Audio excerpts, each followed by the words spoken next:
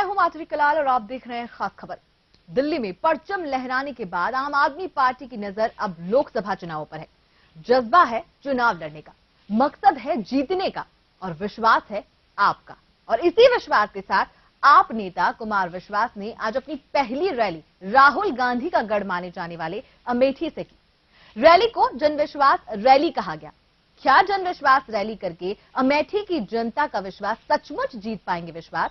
दिल्ली की मुख्यमंत्री शीला दीक्षित को जिस तरह केजरीवाल ने शिकस्त दी, क्या कुमार विश्वास अमेठी में राहुल को शिकस्त दे पाएंगे? खास खबर में आज हम इसी पर बात करेंगे कि विश्वास पर कितना विश्वास।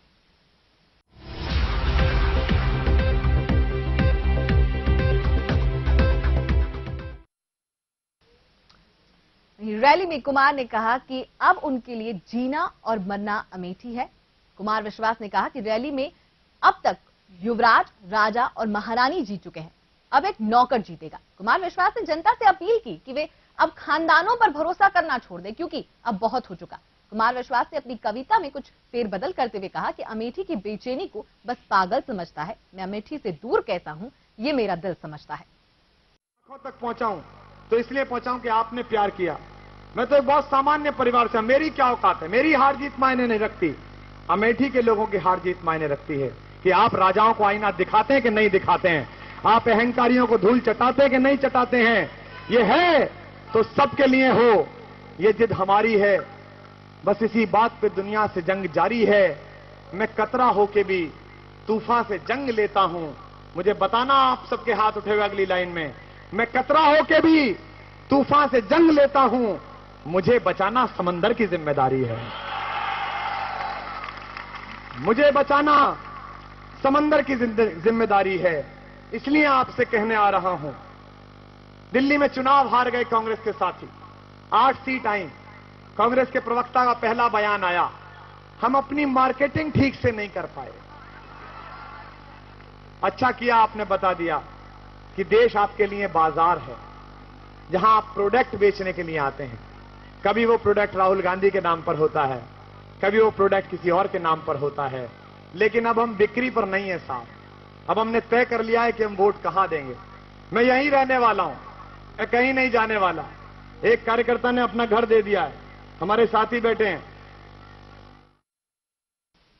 तो जनविश्वास रैली के साथ कुमार ने कह दिया कि युवराज नहीं जीतेगा, इस बार नौकर जीतेगा और युवराज को नहीं नौकर को जिताओ। अब कितना विश्वास जनता उन पर कर पाती है, जनता कुमार विश्वास पर कितना विश्वास कर पाती है, या जनता के विश्वास पर वो कितना खरा उतर पाते हैं, इसी को लेकर आज हम चर्चा करेंगे।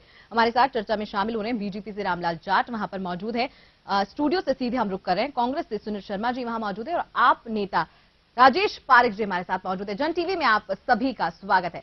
चर्चा की शुरुआत करते हैं। राजेश पारिक जी, सबसे पहले आपसे जानना चाहेंगे, आम आदमी पार्टी की रैली उत्तर प्रदेश में कुमार विश्वास ने की, जनविश्वास रैली का नाम दिया गया उसको, कितने मायनों में आप सफल मानते हैं उस रैली को, कि कितना विश्वास उस रैली के बाद कुमार विश्वास जो है वो जता पाएंगे अमेठी की जनता पर? राजेश जी, आपके लिए सवाल है।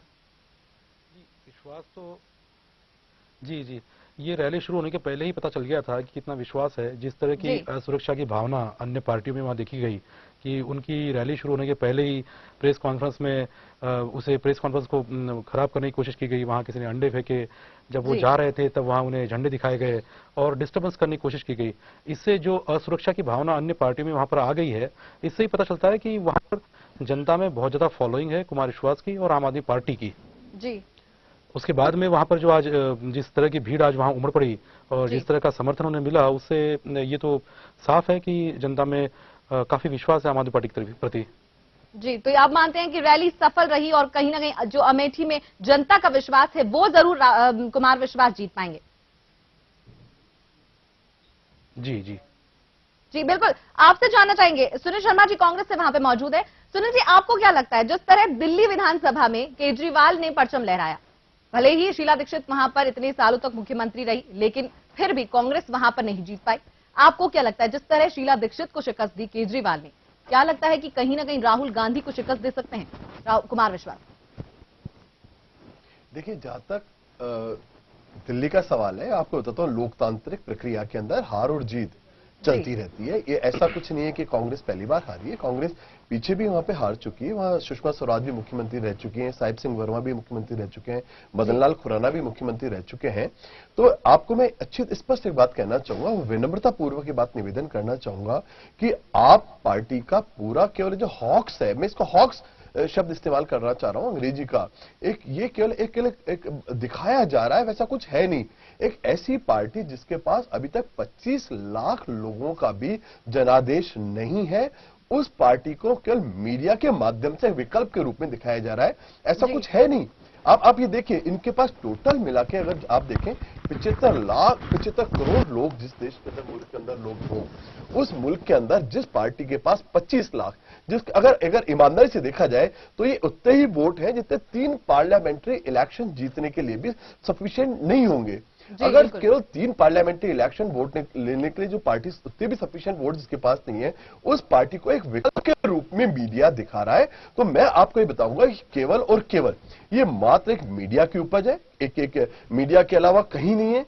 केवल मीडिया ने जरूर इनको एक बहुत बड़ी उसमें दिखा दिया है। और जहां तक केजरीवाल और आप पार्टी का सवाल है, ये पार्टी इनिशियली एक अनैतिकता के ऊपर स्थिर है। अन्ना हजारे एक आंदोलन लेके आते हैं और उस अन्ना हजारे के आंदोलन का एक पॉलिटिसाइजेशन किया जाता है। तो जो पार्टी अन्ना हजारे जैसे इंसान के आंदोलन का राजनीतिक दुरुपयोग कर रही हो, उस पार्टी को बहुत जल्दी लोग बात समझ जाएंगे। और जो आपको बता देता हूं मैं, हवा के अंदर अगर पतंगे कई बार आपको ऊपर उड़ते हुए दिखती है, कागज आपको उड़ता हुआ ऊपर दिखता है, मगर वो उतना ऊपर होता नहीं है। जैसे हवा थोड़ी स्टेबल होती है, वो वापस आके नीचे स्थिर हो जाता है। जहां तक रैली के अंदर रैली या उससे पहले प्रेस कॉन्फ्रेंस की बात अगर मैं करूं, तो मैं बहुत ही जिम्मेदारी से आपको ये बात कहना चाहूंगा कि ये आप पार्टी का एक गिमिक था कि उन्होंने अपने ही कुछ कार्यकर्ताओं से पहले वहां पे विरोध कराया, अंडे फिकवाए, जिससे कि उनको एक, क्योंकि देखिए उनके पास कोई वहां पे जनाधार नहीं है। अब जनाधार दिखाने के लिए आप केवल अपने ही लोगों को वहां पे खड़ा करके पहले काले झंडे दिखवाते हैं, पहले वहां अंडे फिकवाते हैं। कांग्रेस बिल्कुल भी भयग्रस्त नहीं है। देखिए, कांग्रेस लोकतांत्रिक प्रक्रिया में विश्वास रखती है। कांग्रेस एक लंबे टाइम से, हम 1935 से इलेक्शन की प्रक्रिया के अंदर है, प्रोसेस के अंदर है। हमने चुनाव हारे भी हैं, चुनाव जीते भी हैं। न तो चुनाव हारने से हम लोग विचलित होते हैं, न चुनाव जीतने से हमें अहमन्यता आती है। आप ये बहुत स्पष्ट मैं बता देना चाहूंगा कि जो अहमन्यता कुछ लोगों में आ गई है, केवल 25 लाख वोटों के लेकर ही अगर अहमन्यता आ गई है, तो उनका आगे क्या हश्र होगा, इसको जनता अच्छी तरह जानती है। और कल आपने अच्छी तरह देखा है कि जिस ढंग से दिल्ली के अंदर एक झूठा एक फॉक्स दरबार लगाने की चेष्टा की गई, एक जन सुनवाई के नाम के ऊपर, जो लोग अपने परिवार के साथ सिंगापुर के अंदर छुट्टियां मनाते हैं, मैं बहुत जिम्मेदारी से बात कहना चाहूंगा कि जो केजरीवाल अपने छुट्टियां सिंगापुर में मनाते हैं, वो आम आदमी बन गए। जो इंफोसिस के डायरेक्टर्स अमेरिका में छुट्टियां मनाते हैं, वो आज आम आदमी बन गए। जनता इस बात को बहुत अच्छी तरह देख रही, जनता इस तमाशे को देख रही, जनता दिल्ली के अंदर बरगला गई है। अन्ना हजारे के आंदोलन को राजनीतिक रूप से देखे, उसका पोलिटाइजेशन देके उन्होंने कर लिया है, एक बार देख लिया है। मैं इस बात इनकी अच्छी तरह पोल खुल गई है कि ये जो आम आदमी है, ये आम आदमी बिल्कुल नहीं है, बल्कि जिस ढंग का काम कर रहे हैं लोग, सुरक्षा हटाने की बात करते हैं। आप अच्छी तरह देखिए, कल दिल्ली पुलिस का भी स्टेटिक्स है इस चीज को कि कल के जन सुनवाई के अंदर 5 कंपनियां डिप्लॉय की गई हैं, जो ईमानदारी की बात है। अगर सामान्य सुरक्षा अगर वो लेते तो उससे कहीं 5 गुना ज्यादा खर्चा है। तो इस ढंग से केवल एक हॉक्स क्रिएट करके, एक पाखंड करके, सादगी और सादगी के पाखंड को जनता डिफरेंशिएट कर रही है। और ये वो बहुत टाइम दूर नहीं है जब जनता इस डिफरेंशिएशन को बहुत अच्छी तरह अंडरस्टैंड कर ली। जी सुनील जी, बिल्कुल। महेश जी हमारे साथ इस चर्चा में जुड़ गए, वरिष्ठ पत्रकार। महेश जी, आपसे जानना चाहेंगे कि विश्वास पर कितना विश्वास करेगी अमेठी की जनता? जिस तरह की आज उन्होंने रैली करी है, जन विश्वास का नाम लेकर, टैग लेकर उन्होंने जो रैली करी है अमेठी में, क्या माना जाए, राहुल को शिकस्त दे पाएंगे वो? देखिए, ये जो शिकस्त देने की बातें हैं, वो अब आज की नहीं, अब ये आने वाला समय तय करेगा। जी बिल्कुल बिल्कुल, कि रैली से अभी इतना नहीं कहा जा सकता है, लेकिन हाँ ये जरूर कहा जा सकता है, एक किसी ने वहां एक ऐसी अस्थि के खिलाफ चुनाव लड़ने के लिए साहस बटोरा है, और इसका स्वागत करना चाहिए कि लोकतंत्र में हर व्यक्ति को चुनाव लड़ने का अधिकार है। ये नहीं कि कोई एक नंबर का किसी पार्टी का कोई व्यक्ति है, उसके खिलाफ कोई एक अदना सा, अनजान सा, नया सा चेहरा, या मतलब क्या होता है ना, किसी दूसरी तरह का व्यक्तित्व वाला व्यक्ति अगर वहां चुनाव न लड़े, ऐसी बात नहीं है, और इसको लड़ना चाहिए। मैं इस कदम का स्वागत करता हूं। जी बिल्कुल। आपसे जानना चाहेंगे, रामपाल जी भी हमारे साथ हैं, वहां पर बीजेपी नेता है।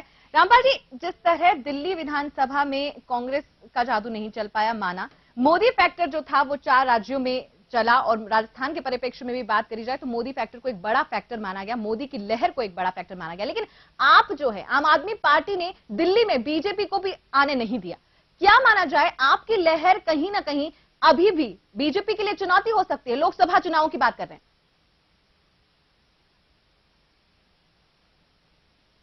लोकसभा चुनाव अप्रैल मई में होने वाले हैं जी। और अभी भारतीय जनता पार्टी ने नरेंद्र मोदी को प्रधानमंत्री पद के लिए अपना प्रत्याशी घोषित किया है। उनका अभियान निरंतर चल रहा है, देश में रैलियां चल रही है और देश भर में उनको जो समर्थन मिल रहा है वो भी अद्वितीय है। मैं ये कहना चाहूंगा, लोकतंत्र में कोई भी व्यक्ति या दल चुनाव लड़ने के लिए आवे तो वो स्वागत है, उसमें कहीं किसी को कोई आपत्ति नहीं है। और ये लोकतंत्र के महोत्सव में ये निर्णय का अधिकार तो जनता के पास है कि वो किसको पसंद करेगी, किसको कुर्सी पे बिठाएगी, किसको कुर्सी से दूर रखेगी। इसलिए सब अपने अपने प्रयास कर रहे हैं, कोई किसी भी नाम से करे, इसमें कहीं किसी को कोई आपत्ति नहीं है। सबके प्रयास लोकतंत्र में स्वागत योग्य है और इसका स्वागत किया जाना हर मतदाता का भी कर्तव्य है, उनका दायित्व है। जी बिल्कुल रामपाल जी, आपने सही कहा कि जो जनता है वो ही तय करेगी अंत में कि लोकसभा चुनाव में कौन सत्ता पर काबिज होगा या कौन बैठेगा, कौन कहां से जीतेगा और कौन कहां से हारेगा, ये भी आगे चुनाव में पता चलेगा। लेकिन सुनील जी, आपसे भी जानना चाहेंगे कि जिस तरह की आज जो अमेठी में रैली करी कुमार विश्वास ने, उन्होंने कहा उन पर काले झंडे दिखाए गए, प्रदर्शन भी किया कांग्रेस ने। क्या माना जाए, कांग्रेस को कहीं ना कहीं खतरे का अंदेशा है, इस वजह से इस तरह के प्रदर्शन कर रहे हैं उनके समर्थक, या फिर जो काले झंडे दिखाना या इस तरह की बात सामने आना कि उनके खिलाफ विरोध करना, क्यों कांग्रेस घबरा गई है? क्या माना जाए इसको? देखिए, मैंने आपको पहले भी निवेदन किया है। पहली बात तो बता दूं आपको मैं कि कुमार विश्वास को पैसा नहीं है कि आज तक अमेठी के अंदर कोई चुनाव हुआ ही नहीं है, या अमेठी के अंदर राहुल गांधी निर्विरोध चुनाव जीत के कभी भी नहीं आते रहे। वो बाकायदा एक जनादेश लेके आते हैं, हर बार वो जनादेश लेके ही चुनाव में आए हैं। तो मैं एक बात तो ये बता देना चाहता हूं कि ऐसा नहीं कि कुमार विश्वास के रूप में कोई पहली बार कोई चुनौती राहुल गांधी जी के सामने प्रस्तुत कर रहा है। ये इस ढंग का एक जो माहौल बनाने की चेष्टा की जा रही है, इस चेष्टा को मैं कैटेगरिकली डिनाई करता हूं। दूसरा, मैंने आपको अभी पहले भी इस बारे में निवेदन किया है कि आप पार्टी का पूरा अस्तित्व ही केवल मीडिया हाउस के ऊपर टिका हुआ है। इनके पास किसी प्रकार को जनादेश नहीं, जनाधार नहीं है। 75 करोड़ लोगों में केवल 25 लाख वोट इनके पास, 25 लाख भी टोटल नहीं है, टोटल मिला के इनके पास 22 लाख समथिंग वोट्स इनके पास पूरे देश भर के अंदर है। ये खुद कुछ अपने बंदों को भेज के, अपने ही पार्टी कार्यकर्ताओं को भेज के पहले उसका विरोध कराते हैं, फिर उसका मीडिया हॉक्स क्रिएट करते हैं और मीडिया हॉक्स क्रिएट करके इस ढंग का माहौल बनाते हैं कि कोई जो एस्टेब्लिश जो दल है, जो दो राजनीतिक एस्टेब्लिश, जिसमें हमारा भी दल है, कौन से घबरा गए? बिल्कुल ऐसी कोई बात नहीं है। आज भी अगर आप देखेंगे तो हमारे पास जो हमारा जो वोट परसेंट है वो आपके वोट परसेंट कहीं मतलब कोई मेरे में कोई कंपैरिजन ही नहीं है, कोई तुलना ही नहीं है, कहीं बिल्कुल एक आप मान लीजिए कि आप सही कह रहे हैं, आप कह रहे हैं और आपकी मेरे को तुलना की जा रही है, तो बिल्कुल बेमानी तुलना, इररिलेवेंट तुलना है। आपने खुद ने विरोध किया, खुद ही अपने लोगों को विरोध करवाते हैं जिससे कि उसका मीडिया हॉक्स बने और वो एक डिबेट के अंदर एक आए। आज हम अभी बैठे इस मंच के ऊपर, वो इसीलिए बैठे हैं क्योंकि सुबह उन्होंने अपने आप को काले झंडे दिखवाए। वो हम इसीलिए बैठे हैं कि उन्होंने अपने आप को पहले अंडे फिकवाए। आज जो डिस्कशन जो हो रहे हैं पूरे देश भर के अंदर, वो कल इसीलिए हो रहे हैं क्योंकि उनका पूरा एग्जिस्टेंस इसी चीज के ऊपर है कि पहले कंट्रोवर्सी क्रिएट की जाए। खुद ही के लोगों को भेज के कंट्रोवर्सी क्रिएट कराते हैं, कभी किसी से झंडा, कभी शाही फिकवाते हैं, कभी अपने ऊपर अंडा फिकवाते हैं, कभी ये झंडे फिकवाते हैं। देखिए, मैं नहीं मानता कि कांग्रेस किसी भी ढंग से उनको एक बहुत ही गंभीर चुनौती के रूप में नहीं ले रही और वो गंभीर चुनौती है भी। जी बिल्कुल राजेश जी, जैसा सुनील जी ने कहा कि खुद आप जो है वो ही अपने लोगों को भेजकर वहां पर काले झंडे दिखाती है या विरोध प्रदर्शन करती है, लेकिन जिस तरह आज अमेठी में कुमार विश्वास ने कहा कि ये जो सारा हमारा विरोध प्रदर्शन करवाया गया वो कांग्रेस से प्रायोजित था, तो कहीं ना कहीं आरोप लग रहे हैं आप पर, आप क्या कहेंगे? सुनील जी ने बहुत बड़ी जिम्मेदारी साथ एक बड़ा ही गैर जिम्मेदाराना बयान दिया है। कल उसने अंडे फेंके थे उस आदमी का आइडेंटिफिकेशन हो चुका है और ये जी। पाया गया है कि वो आदमी समाजवादी पार्टी के यूथ ब्रिगेड से था। और उसके अलावा जो आज जिन्होंने विरोध किया है, खैर मैं इनको यही कहूंगा कि अगर आपको लगता है कि वो आम आदमी पार्टी के व्यक्ति है तो उसे आइडेंटिफाई करिए और उनके ऊपर केस करवा दीजिए, कोई दिक्कत नहीं है। लेकिन खैर वो एक बहुत छोटा मुद्दा था, दो चार बड़ी बातें इन्होंने कही। पहली बात तो इन्होंने आपने पूरा इतिहास देखा एक साल से, हमें पहले जाता था कि आप आंदोलन करते हो, सड़क में कुछ नहीं होगा, संसद में आइए और फिर कानून बनाइए। जब हम राजनीति में आ गए तो कहा कि आप जीत के दिखाइए, जीत के दिखा दिया तो सरकार बनाइए। सरकार बनाकर इतने जल्दी 10 दिन में ऐसे फैसले ले लिए जो अन्य सरकारें कई सालों में ले नहीं पाई, तो अब हमें कहा जा रहा है कि आप लोकसभा में लड़के दिखाइए, हम भी लड़ेंगे। और दूसरी बात, इन्होंने जैसा कहा कि कोई डर नहीं है, यदि डर नहीं है तो राहुल जी को चुनौती दी है कल कुमार जी ने कि आप केवल अमेठी से लड़िए, फिर आप 2 जगह क्यों लड़ते हो। ये एक बड़ी ओपन बात है कि यदि राहुल गांधी इतने कॉन्फिडेंट है अपनी जीत के बारे में तो वो केवल अमेठी से लड़े। क्या आप सुनील जी कह सकते हैं आज कि वो केवल एक जगह लड़ेंगे। दूसरी बात, बीजेपी के लिए मैं कहना चाहूंगा कि यदि हमें कोई डर नहीं है तो ये जो बड़े नेता है इनके खिलाफ बड़े नेता खड़े हुए।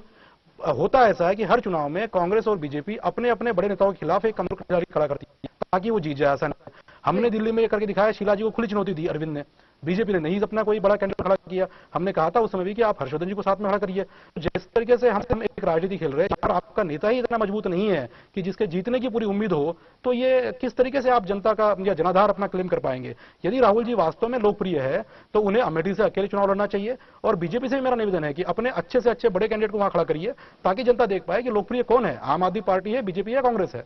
जी बिल्कुल।